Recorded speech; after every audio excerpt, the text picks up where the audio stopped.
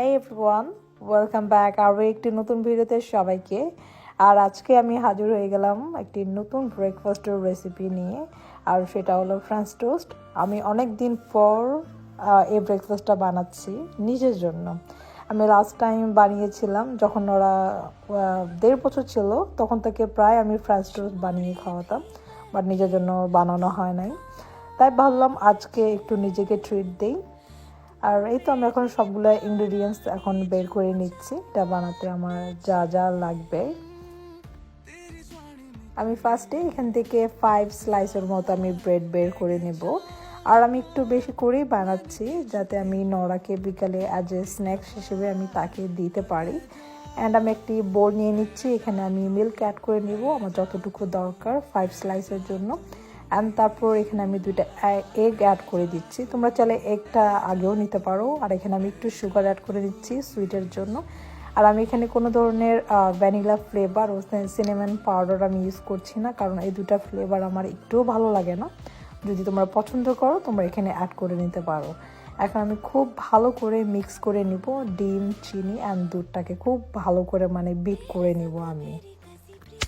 আর নরা এই তো আমাকে যখনই সে বেশিক্ষণের জন্য দেখবে না রুমে, তখনই সে দৌড় দিয়ে কিচেনে আসে পড়বে অ্যান্ড সেখানে চুপ করে বসে থাকবে আমি কি করতেছি অ্যান্ড আমার সাথে গল্প করবে। এখন আমি এটার উপর যে টপিংগুলো নিব সেগুলো আমি বের করে নিচ্ছি। আজকে আমি টপিং হিসেবে ইউজ করতেছি ব্ল্যাকবেরি অ্যান্ড রাজবেরি। এখন এগুলো আমি একটু খুব ভালো করে ওয়াশ করে নিব। ওয়াশ করে নিয়ে আমি সাইডে রেখে দিব যাতে বাই দ্য টাইম রেডি হওয়ার আগে যাতে এগুলো ড্রাই হয়ে যায়। এখন আমি একটি ফ্রাই প্যান দিয়ে দেবো আর একটু ওয়েট করবো একটু হিট হওয়ার জন্য। আর আমি ওই দিকে ব্লুবেরিগুলো হালকা একটু করে কেটে নিচ্ছি যখন উপরে টপিং দিব দেখতে যাতে সুন্দর লাগে। এখন এখানে আমি হালকা একটু বাটার দিয়ে নিলাম, বাটার দিয়ে আমি একটু হিট করে নিচ্ছি। এখন আমি মিশ্রণটিতে খুব ভালো করে ব্রেডটি আমি ডিপ করে নিচ্ছি, দেন আমি ফ্রাই প্যানের মধ্যে ব্রেডটি দিয়ে দিব। এভাবে করে আমি আরও একটি ব্রেড আমি ডিপ করে নিয়ে আমি ফ্রাই প্যানের মধ্যে দিয়ে দিচ্ছি। অ্যান্ড আমার হিটটা ছিল মিডিয়াম টু লোর মধ্যে, এটা কিন্তু একদম হাই হিটেও ভাজা যাবে না, একদম লোতেও ভাজা যাবে না। এখন আমি এভাবে 1 মিনিট করে ভেজে নিয়ে আমি আবার এপাশ ওপাশ করে আমি খুব ভালো করে আমি ব্রেডটিকে আমি ভেজে নেব। খুব সুন্দর একটি ব্রাউন কালার এসে গেছে।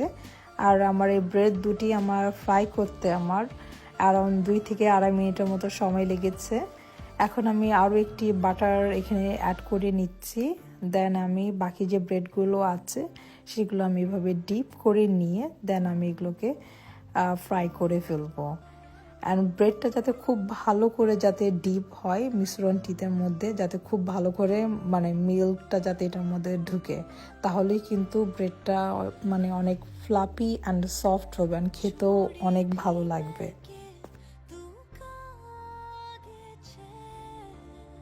আর এখন আমি সার্ভিং ডিশে এটাকে সার্ভ করে নিব। আর আমি 3 স্লাইস আমি অ্যাড করছি এখানে। আর আজকে আমি সিরাপ হিসেবে অনলি চকলেট সিরাপটা ইউজ করব। আমার কাছে ক্যারামেল সিরাপটা আসলে তেমন ভালো লাগে না, আমার কাছে চকলেটটাই অনেক ভালো লাগে। আমি একটু সুন্দর করে ডেকোরেশন করা ট্রাই করছি, জানি না কেমন হচ্ছে। আর আজকে আমি টপিং হিসেবে তো ব্লুবেরি অ্যান্ড রাজবেরি আমি ইউজ করছি। ফার্স্টে আমি ব্লুবেরিগুলো উপর দিক দিয়ে দিচ্ছি। আর আমি কিছু ব্লুবেরি হাফ কেটে নিয়েছি যাতে দেখতে একটু সুন্দর লাগে।